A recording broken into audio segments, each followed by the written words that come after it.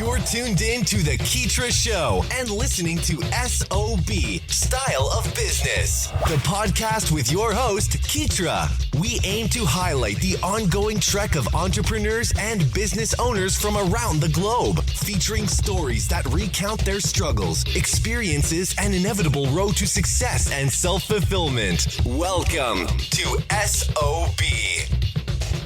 This podcast is being brought to you by my inspiring new book titled Courage is a Muscle, Using Heart to Power Your Entrepreneurial Dreams. You can grab your copy today on Amazon. Hey, what's up, y'all? Thanks so much for tuning in and checking out another hot HOT episode of SOB Style of Business Podcast. This is your host, Keetria, and today I'm here with my wonderful guest, Martin Kamenski, who is just an excellent CPA, aka Certified Public Accountant, who specializes in working with creatives and different entrepreneurs within the entertainment space.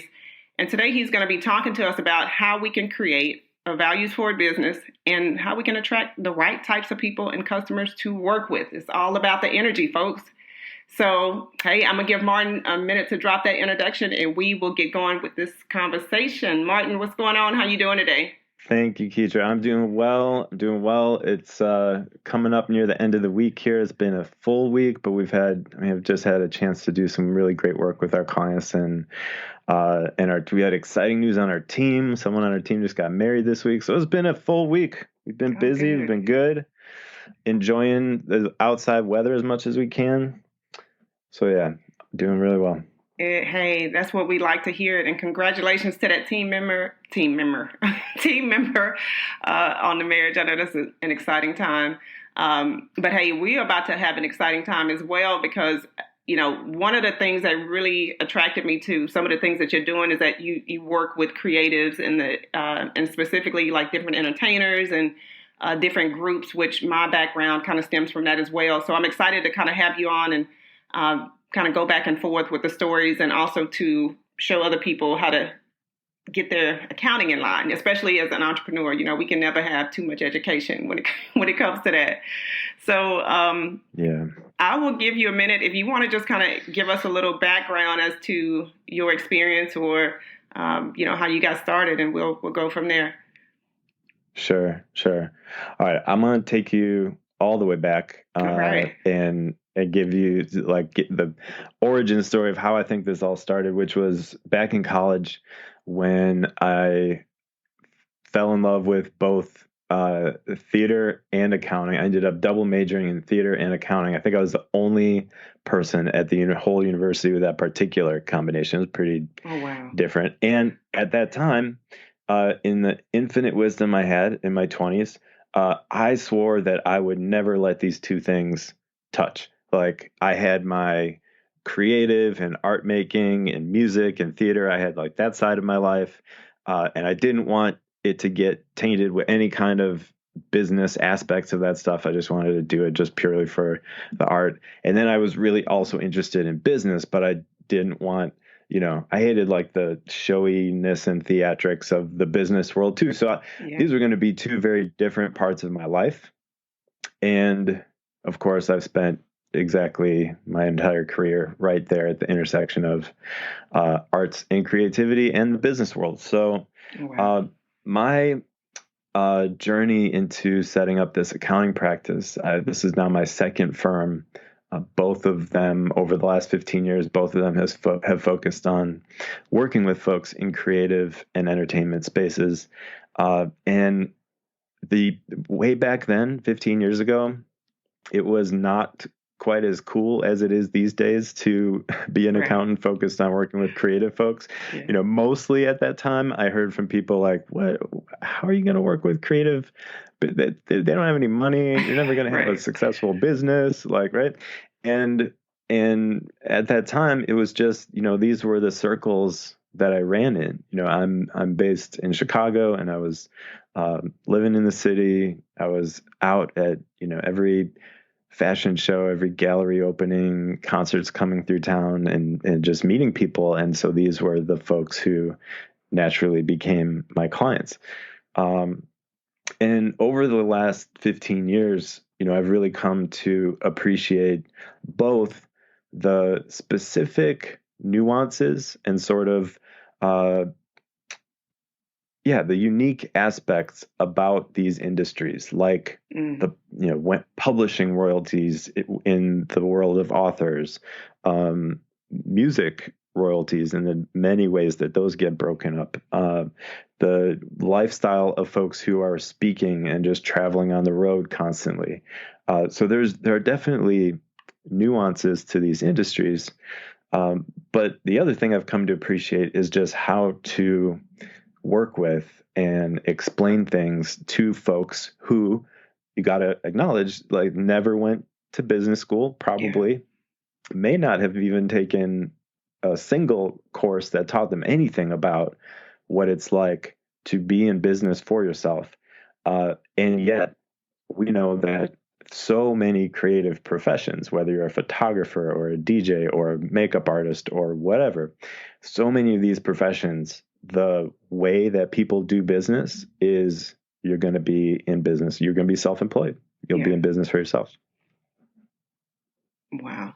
Yeah. And that's, that is when you were just kind of naming off some of the different career paths, as an entertainer, you hear stories of, they kind of had it and lost it. And, and it all just goes back to like money management. And even like, I think like the simplest introductory course, just kind of getting more education on that would save a lot of us who get started. You get a couple of years down the line and you look back and you see all the mistakes and the errors.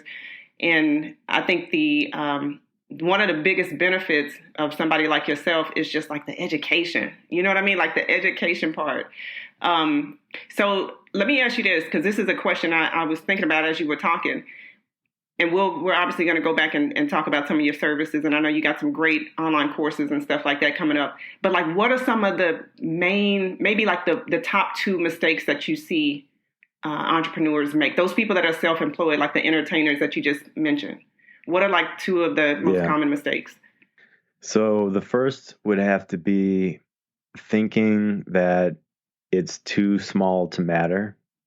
Thinking that, well, I don't know, I just spent a few $100 on this or that.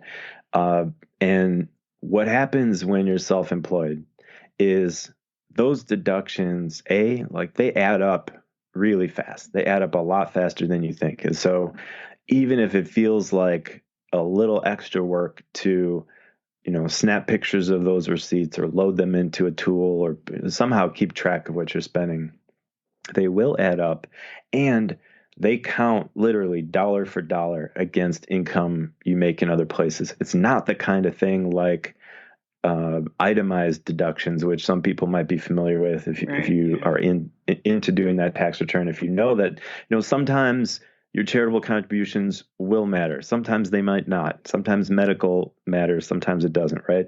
This is not like that.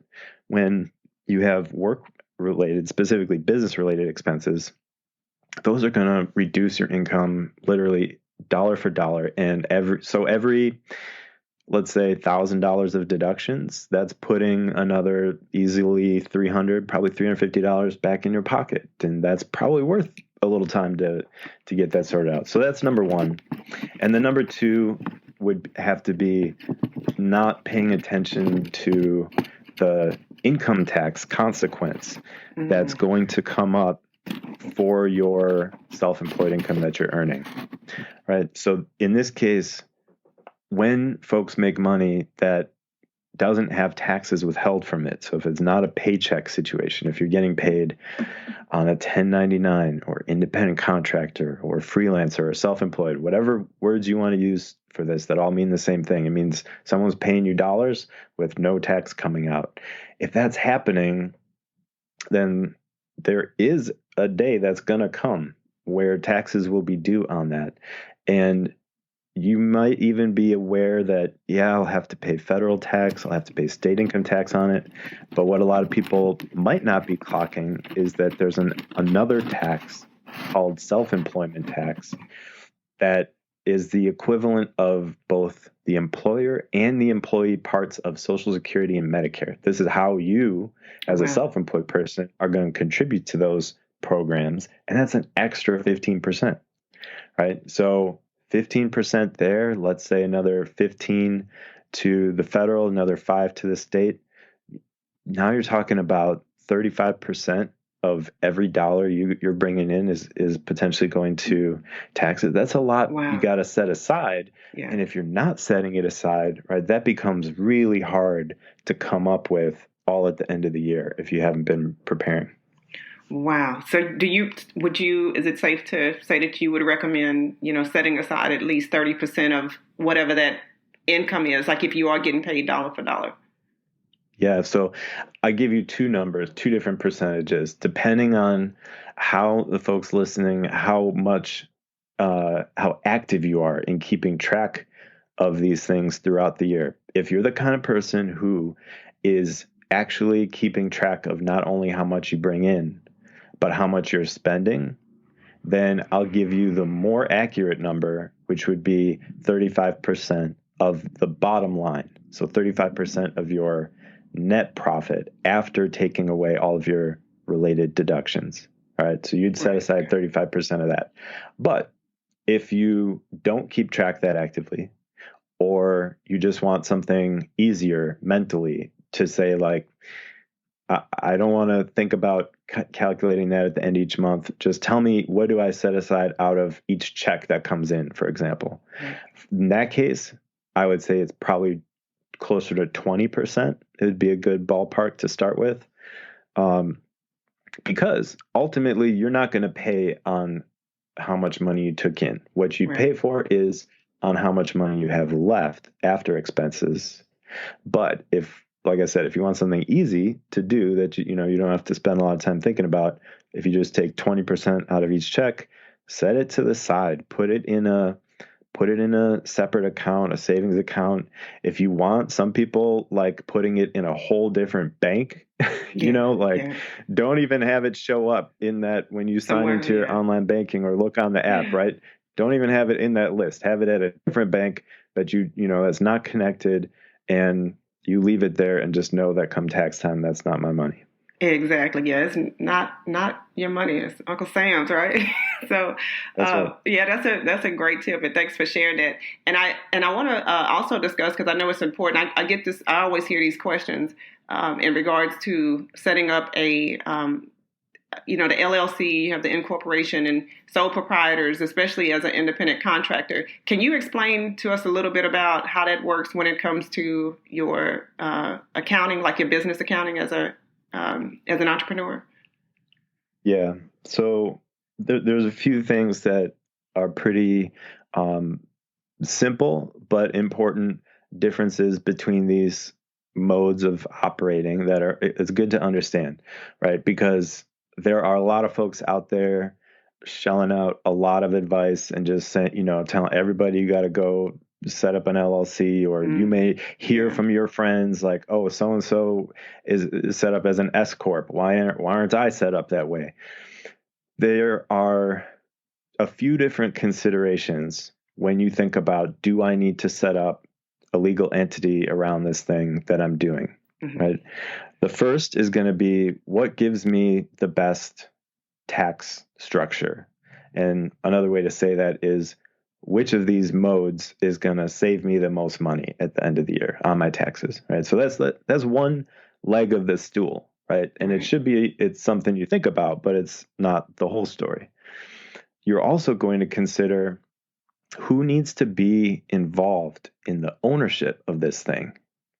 Is it just me, 100% me? Am I trying to have a situation where three of us own something together? If that's the case, then that might steer you to a different choice, because some of these modes of business work better for multiple owner situations than others. Another is going to be about sort of brand, I guess, for lack of a better word. But if you want to carry on a business that has a name, that's something other than your name, creating a legal structure around that thing is one way to help solidify your brand, right? Because when you register that in the state, now nobody else in the state can start a business with that same name. It doesn't give you nationwide protection yet. That's what trademarks are for. But it at least, reserves that name for you in the state. And it's going to create the opportunity for you to open up a bank account in that name, right? And so that if somebody is paying you for the products or the services you created, they can write the check to the name of your business, and you don't have that awkward moment where they know you as whatever, and then they are about to pay you, and you got to lean over and say, "Oh, by the way, could you make that check out to whatever?" Right? There's none of that. They get they just pay you in the name of your business. So those are three different sort of legs of the stool that all make up this decision. Now, for most folks, the step one for our recommendations to folks we work with is to at least get a tax ID number for your business. Okay. And you can do that no matter which mode of business you are. You can be a sole proprietor. You can have an LLC set up. And certainly if you're a corporation, you're going to need this. But that tax ID number, it's also called an employer identification number, EIN, they use for short. This is something that you can go on the IRS website and answer a few questions and receive instantly as a PDF. At the end of the process, it will right away spit back out at you a PDF with your number and everything there. It's one of the only things that the IRS does instantly. Yeah. So, and you can get this right away and for free. It costs you nothing. And what it does is it takes one big step toward creating a different identity for your business activities from yourself. And that's a really important principle when we talk to folks about the business owner mindset. One of those big mindset shifts is that there's going to be me, the person, and there's going to be me, the business that I'm operating. And I want there to be separate bank accounts for those things. I want there to be a separate set of records. I need to treat that thing seriously. Yeah. And like, it's not just a hobby of mine, but this is actually, a separate being that has its own identity. So the EIN gives you that. It also does one other, I think, kind of important thing, which is if any of your listeners have ever filled out a W-9 form where someone is about to pay them and they say, okay, but before I pay you, I need you to fill this out. And then they're asking for your name, your address, or social security number, right? Yeah. If you have a tax ID number set up for your business, you can now use that number instead of your social, right? You don't have to be spreading your social security number all over town to anybody and everybody that's paying you. You can use this number instead, and it kind of masks or protects that social a little bit for you. Yeah. So that tax ID number is a really important first step. Now, whether you set up an LLC you can do that as a one-person operation. You can do that if you want to create a partnership. That generally tends to work for folks who want a legally recognized brand name. They want some liability protection as well, right? So they want to isolate their personal assets away from the business and not expose those to risk. That tends to work for folks anywhere from, you could do that even if you're making $3,000 a year, right? Yeah. If you have help in getting it created for you, the fees to set it up are, depending on the state, relatively low, the same way from $100 to $400, depending what state you're talking about. And for that, you're going to get that insurance policy against, your personal assets being seized if the business gets sued. Yeah. Now, when you get into larger dollar amounts, then there can be strategies that folks who do what I do can help you put into motion that help cut back on some of that tax bill. And those look like, for example, creating an S corp or taking your LLC and converting it and having it be taxed as an S corp. And because the tax strategies that we're employing cost some money to pull off, it only makes sense to do when the amount of money going through the business is enough to save you a decent amount of money. So it covers its own cost, basically. And that tends to be where the business is doing, north of $70,000-$80,000 a year in bottom line profit. Wow. So there's ways that you can, of course you're making money, but you're also finding ways to save your clients money as well throughout the year, which is important. Go ahead. Yeah, of course. I mean, I generally think that for folks who are thinking about, maybe there's folks out there wondering, is it even worth it getting someone to help do my taxes? And we don't do tax work for folks who just have a W-2 job, right? If that's all that's going on is, maybe you and your partner have a couple W-2s and an interest statement from your bank, something like that, right? But we don't do those because there's not a lot of value we can provide you, honestly. Right. Yeah. The people we work with are folks who are small business owners. They're self-employed. Maybe they have rental properties that create some additional income and expenses for them. They have situations where knowing how these things strategically interplay can actually yield some significant benefit. And I would venture to say that there's really nobody that we do work for that's not saving at least whatever their fees are, if not more. I mean, we've tallied it up over the years, and we've literally saved our clients millions and millions of dollars in taxes that they didn't need to pay. I mean, we had one client last year that we engaged with, and just by, she was, about to bring in a significant amount of money, more than she was used to.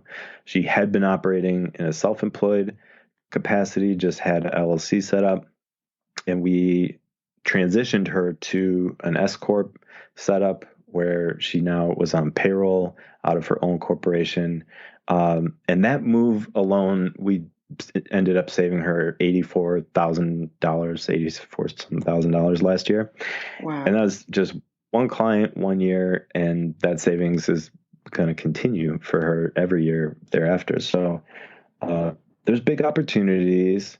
The most important thing, I think, is to work with somebody who really understands your business and who gets the business model.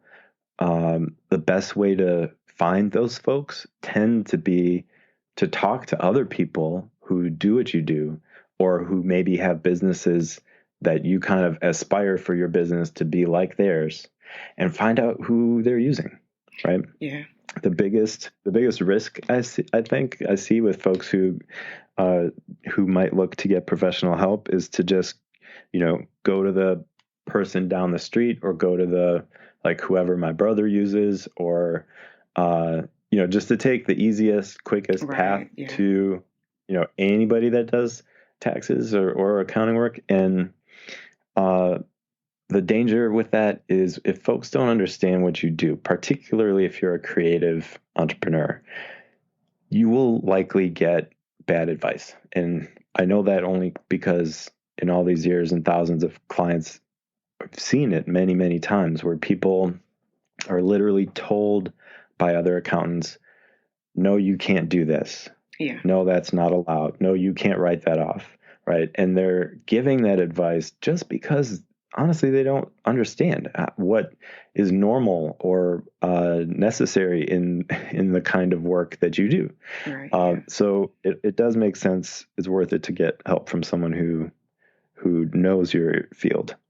Exactly. Well, yeah, no, I mean, you're definitely a breath of fresh air with that information, because, I think sometimes too, you run across CPAs who are a little bit more old school, and they're not familiar with, like you said, this specific industry and specialization. So it's like, cookie cutter advice, right?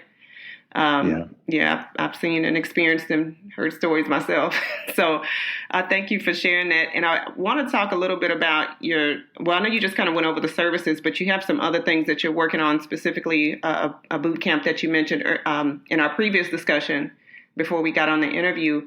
And I want to talk about that a little bit. And also, Martin, if you could share some, I guess, like how we can go about, first of all, we'll talk about the boot camp service, and then also for the people who are just kind of intimidated by the whole process. You know, anytime somebody mentions like CPA or accounting or taxes, there's just like this fear of overwhelm, right? If you could just give like a couple of, steps of advice of how to get started. I know you mentioned just ask around, but maybe somebody is looking to, I don't know, try to figure out how to do some, just education and knowledge. Anyway, let me stop rambling. Go ahead and talk about the boot camp, and then I'll let you expand a little bit more on just some words for those people who are moving forward. Yeah. And I appreciate you asking, because it does happen. It happens often. When we had a client this year who came to us who was very tentative about it, and was really, I think,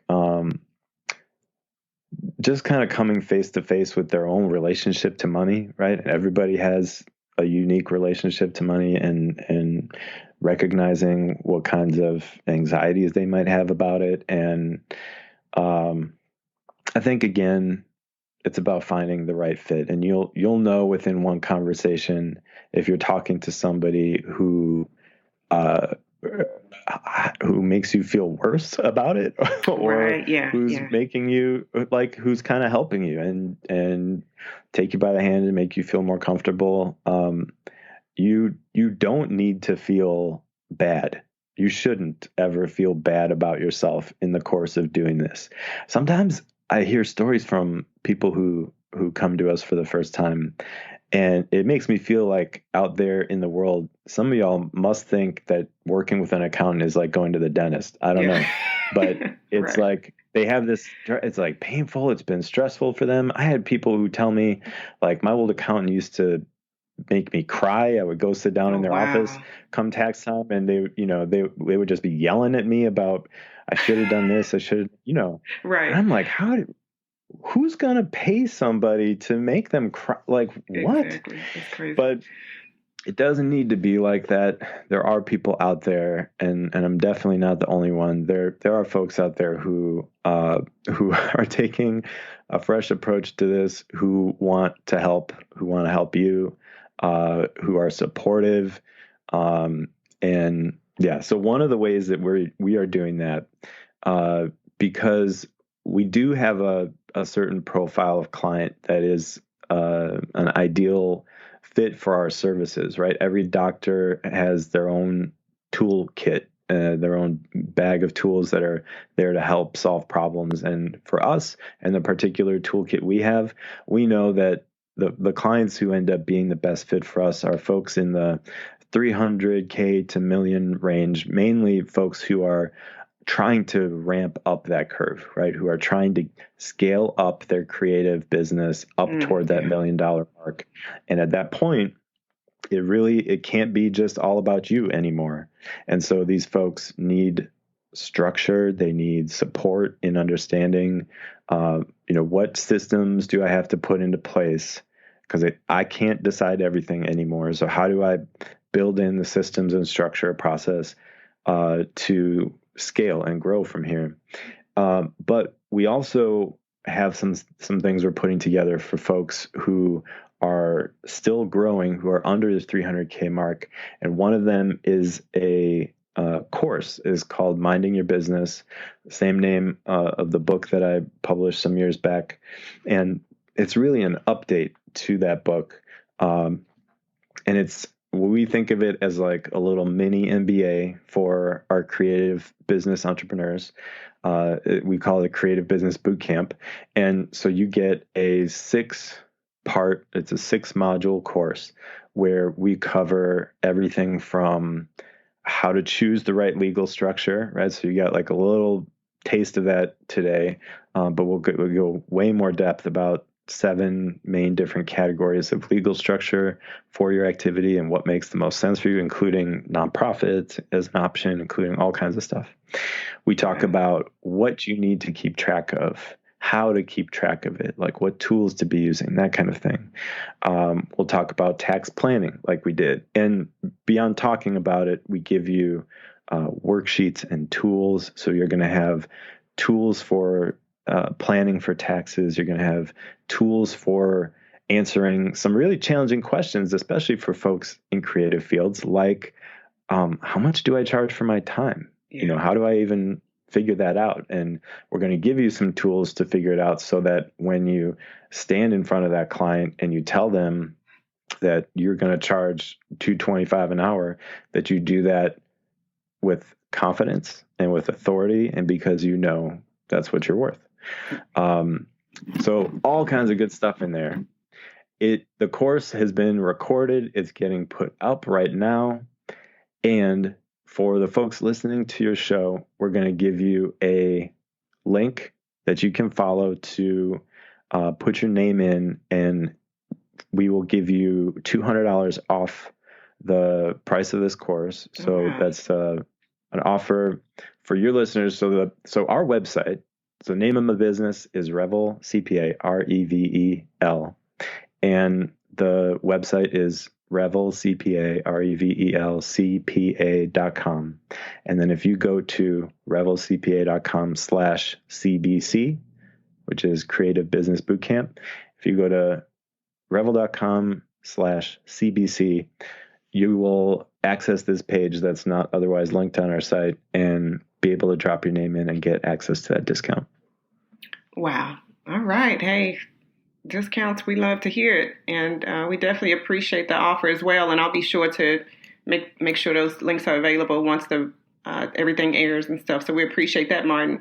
And before we get ready to wrap, I would like for you to offer some words of encouragement to the listeners, aspiring creators, entrepreneurs, all that good stuff on just how to move forward or just anything that has helped you along your entrepreneurial journey. Yeah. Well, we didn't even get to talk about values yet. And I know well, you know what? Brought us together. Yeah, but you know what? Let's do that. Let's do that though, because that's important. I didn't know how pressed you were for the time. So no, we can do that. So I'll tell you what, let's talk about values first, and then we'll get into those words of encouragement. You've already dropped a lot of gems today anyway. So we'll just continue with that. Okay. One little sidestep into values, and then we can wrap up. So one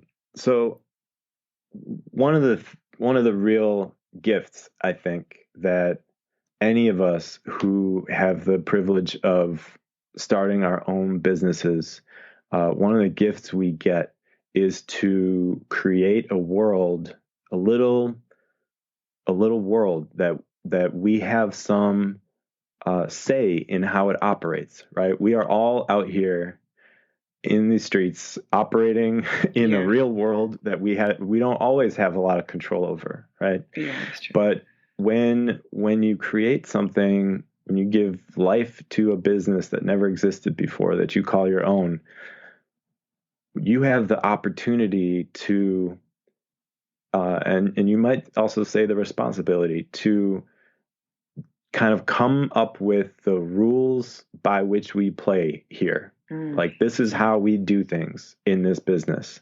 And so one of the first things I always talk about when we talk about values is that in our company, for example, we don't call them values. We don't talk about them as values. We talk about them as behaviors. So we don't have core values, we have core behaviors. And the reason is, when you think about values, it's very difficult to objectively determine if the people around you are valuing something in a moment or not, right? So if you think about, like, okay, we just got our team together for a meeting and we were all talking about these important things. And then, you think about a moment, you look back, you say, I don't know, how'd that meeting go? I don't know were they valuing excellence in that meeting? Exactly. Did I see so valuing community? How do you know what so instead you talk about them as behaviors, because a behavior, it either somebody did it or they didn't. Either you saw it, right? And so we have, for example, 4 core behaviors that we've derived for Revel CPA. These are the ways that we show up for each other, the ways that we want to be. And honestly, I'm happy to share them with you here now, but like, we don't even put these outwardly on our website specifically, because to me, the biggest indicator you can have of whether these core behaviors are alive in your organization is when you hear them come back at you without you ever putting the words in someone's mouth, right? When you hear from your customers, when you hear from the people you're engaging with, like, wow, you all are just so passionate about learning and picking up new ideas and sharing new things. It seems like you're always learning, always growing, right? And always growing is one of our 4 core behaviors, because we as a team have decided that we want to value learning and growing and staying curious, right? And not like settling for the status quo. So that's one of them. Another one is that we're leading together. And that looks like being team first, right? We're all in it as a team. Every one of us has the opportunity to step forward and lead. We go the extra mile for each other. We have high standards, and we're reliable for each other. So leading together is the second one. The third one is 100% you. So this one is about staying real. Like, if you are having a bad day, have a bad day. It's okay. We don't need to pretend when we go to work, like put on some face, like, no, just be be you. But also on days when you can, bring the joy to work. Be a source of light to other people around you. Have some energy, be positive about what we're doing together, because if we can bring that to the table, it just makes work so much more fun for everybody. And then the fourth one is that we're socially conscious. And that's about being aware of what's happening in the world around us, not being afraid to take a stand on issues and let people know how we feel about them. It's about being activists. It's about doing community service and community building. And so we make it clear in the hiring process for us that, in that hiring process, we are asking questions that help us feel out where people stand on these things. And then we make it clear before they work with us that these are sort of our rules that we play by here. And if you resonate with that, you're going to love it. If you aren't on board with this, then it's not going to be a good fit ultimately. And it's definitely helped us attract a lot of candidates to work for positions. They are responding to these behaviors because they show up in different ways. Like, they show up in our website copy, they show up in social posts. And so when people are applying for jobs with us, they're coming to us because they identify with that stuff. They're resonating. And so we get a team that's really tightly knit, that believes in these things. And likewise with customers and clients, we're getting people who again resonate with these ideas and feel like not only yes, this is a company that does accounting and tax work and I need that, so let me hire them. But there's something else that happens. There's like a little X factor, a little stickiness to the relationship that gets created when you are not only in a transactional kind of way supporting that business, but you actually, we're values aligned. And, I'm in the same fight you are, and I want us both to succeed. Exactly. Wow. Yeah, I can't believe I almost cut out the meat and potatoes. That's the juice of the whole conversation. The 4 core behaviors. That's crazy. I love that. I love it. I love it because, like you said, it has allowed you to attract those type of people that you want in the circle, right, as a team. and then also the clients and the customers. Like so basically, to me, what I'm taking from that, Martin, is like because of the core behaviors, right? You are identifying and attracting those types of people that resonate, and the people that don't, you don't even have to interact or see them at all, which is perfect. It's true. And I think that's where, especially in business, a lot of folks get nervous. A lot of companies will get in this highly politicized world we live in. People feel like, man, if I do anything, I could piss off half of the country if I say this. I don't know if I can afford to do. What if my clients? And all I can think is, man, it's a big world out there. There are so many businesses. There are so many possible customers. And time again, when this happens and when this gets studied in businesses, big and small, even in big corporate environments, right? When companies, I should say, take a stand and make it clear what they believe, which to me is important because of, the quote that if you're silent on an issue, you are taking the side of the oppressor, right? Silence, in other words, is not the same as saying nothing. You are saying something pretty loud and clear. And so by taking a stand, by voicing your opinion about things, yes, you may push away some parts of your potential audience, but you will call in so many more. Yeah. who get you and and you get to be authentic then, and people will vibe with that even more. So it's like it's just a huge win. It's a huge win. It's the vibes for me. Right. It is all about the vibes for me, and I love that. And I'm gonna go a little bit further. I know we're beyond or whatever, but the core values. Give us some tips. How do you go about creating those? Can you have 5? Can you have 10? Like, how did you come up with only just the 4? Because those are excellent. 10 is way too many. 3 to 5, I think, is the ideal, because you don't want them to be so many that anybody who works for your team can't just rattle them off like that, right? They got to know these inside and out, and 8 or 9 things is a lot to keep track of in any given moment. So I like having, 3 to 5. 3 is great. 4 is okay. 5 is maybe all right, but no more than that. And in terms of how you get them, I'll give you a little process that folks can use with their team that tends to create really good result.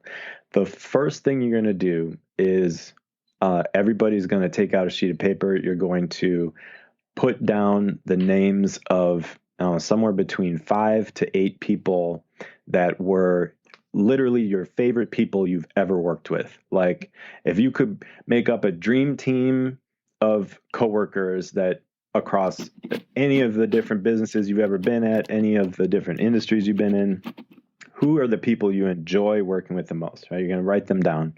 Then you're going to write down 4 or 5 things about them, qualities about them, or behaviors that you see them exhibit is even better. 4 or 5 things for each person that reflect to you why it was so great to work with this person. Okay. So you're going to do that for all your people. Then on the other side of the paper, you're going to make a list of, you got to do this privately. No one's going to see this, but it's important you do it. You're also going to write down 5 to 8 people that you would be happy to never work with again. Right. These are those folks who, like, it was not great being on their team, and then you're going to list a few reasons why. Like, what were the behaviors they had? Maybe maybe you like being part of a team and they were individualists. Maybe they weren't reliable or you couldn't count on them. Whatever the reasons are, right? All right.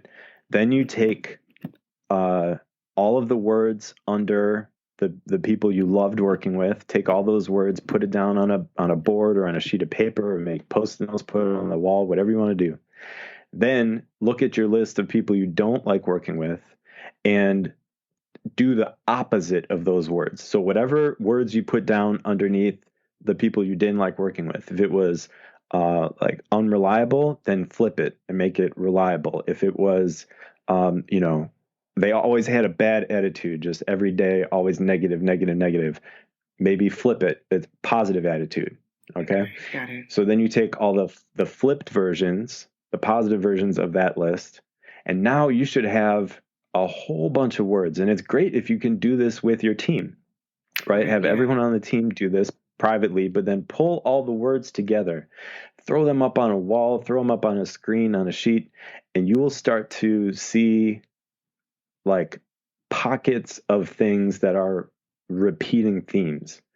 And then you circle in on these themes and say, okay, I think there's something here. There's something here about, I'm pulling up the one that we did earlier so I can see exactly the words we had. So we had, when we did this and came up with always growing and always learning, we had, supports learning, wants to share or teach. They're passionate about learning. They want to grow. They're knowledgeable. They coach the other people around them. They're curious, right? All these different words came up and we're like, okay, that idea is kind of like an always learning kind of idea. Yeah. So you do this with your team. That way the team feels bought in. They feel like they've contributed to this process. And that's a great way to come up with them. If you can, I did this just for the first time with this round of behaviors. If you can boil it down to a phrase, and even better, bonus points if you can make it an emoji.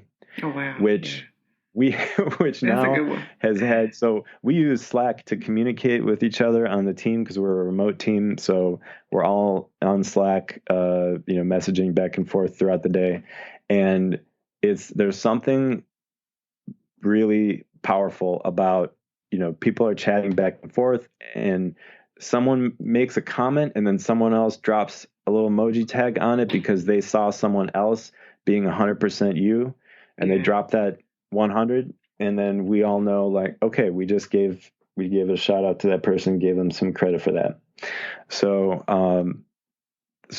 really behaviors and values, or however you're going to refer to it in your organization, this is the tool, the process that we recommend to getting there. And then once you have these things, it's all about storytelling, and it's all about looking for the moments where it's happening and just sharing the story about it, like reinforcing that with the team again and again, helping them see like, okay, this is what socially conscious looks like in action. This is what leading together. So if you're having a team meeting every week, take 3 minutes out of the meeting to just call out a couple things that you saw in the last week where someone on your team was, living that behavior. They're going to feel good about it because they will love the recognition. Your values will get reinforced. And I think as the leader of an organization and of a team, there's really almost no more important thing you can do than to be messaging again and again and reinforcing these things about this is how we do things here. Yes, love it. Absolutely love it, Martin. And thank you so much for sharing that exercise. That's some gold. That's good stuff there. Before we wrap, I'm still pulling for that words of encouragement. I know you got a little bit more, so go ahead and drop that for us. And also for the listeners, like I said, the people that may want to learn a little bit more about the services or connect with you guys on social, feel free to also drop the website and social media handles. Of course, yeah. My words of encouragement will be for all of you all the same that are literally my own, which is that there's a opportunity that exists, especially with creative business owners, to change hearts and minds out there in the world in a way that I don't think exists in any other space. Mm. We can try to legislate change. We can try to impact our social circles, but storytelling, which is really the root of so many creative businesses, whether you're making movies or music or you're a graphic designer, whatever you're doing, telling stories and doing creative work can literally change people's hearts and minds in this country. And because that's the work that you all do, that's why I do what I do for you, is because I get a lot of joy out of supporting that work and making that possible and helping you succeed. So take that opportunity. You can feel both grateful for the privilege of being able to do it, and then also feel the responsibility to do it. But there is a real gift in being able to influence culture, and you can do that both within your organization in the way that we just talked about, and you can also be influencing culture in a broad way, in a really powerful way. So keep at it. There's no wrong time to start. There's no too small way to start. And it's a great time. It's literally a great time in this country to be going into business, to be exploring entrepreneurship. If you want to access the course as a way to kind of get your feet grounded in some of the basics, that course, you can drop your email in at Revel CPA, revelcpa.com/CBC. Drop your email there and we'll get back to you with that discount code. We're online at revelcpa.com. We're on Instagram, Facebook, LinkedIn at Revel CPA. So feel free to hit us up and follow us there. We do share a good bit of information with our community, videos and messages about things that are coming up as they happen. Last year, we did a lot of education around EIDL loans, PPP, all that good stuff.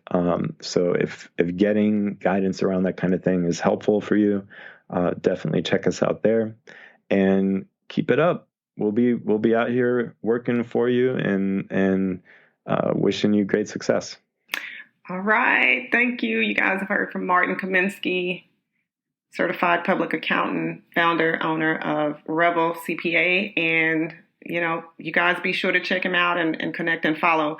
Martin, thank you so much, because you have kind of given above and beyond what I was expecting and anticipating. And I know the audience also appreciates it as well. So just want to say thank you for that. And we appreciate you and looking forward to having you back on. So I will let you enjoy the rest of your day and we'll talk to you soon. Thank you. Anytime. Sounds good. Thanks for hanging out with us here on SOB. We hope this episode has been resourceful. If you'd like to check out the latest articles or follow Keetria's website updates, just log on to Keetria.com or follow her on Twitter at KEETRIA.